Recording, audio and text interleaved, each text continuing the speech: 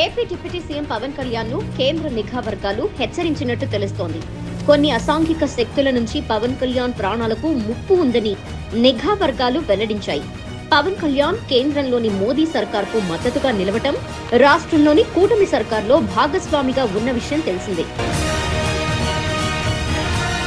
హిందుత్వ సిద్ధాంతాన్ని బలపరుస్తున్న ప్రధాని మోదీకి పవన్ కళ్యాణ్ మద్దతుగా నిలవడమే పవన్ కళ్యాణ్ ను అసాంఘిక శక్తులు టార్గెట్ చేసి ఉండొచ్చని రాజకీయ విశ్లేషకులు భావిస్తున్నారు. ఆంధ్రప్రదేశ్ లో ప్రభుత్వం ఏర్పడి నెల రోజులు కూడా పూర్తి కాలేదు. ఇంత తక్కువ సమయంలో కూటమి సర్కార్ తీసుకున్న ప్రజా వ్యతిరేక కార్యక్రమాలు కూడా ఏమీ లేవు. అయినా డిప్యూటీ సీఎంగా ఉన్న పవన్ కళ్యాణ్ ని టార్గెట్ చేయడం తమకు విస్మయం కలిగిస్తోందని రాజకీయ విశ్లేషకులు వెల్లడిస్తున్నారు.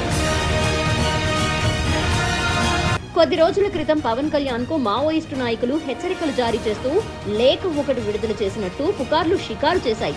నిజానికి అదొక ఫేక్ వార్త అని తెలిసిపోయింది.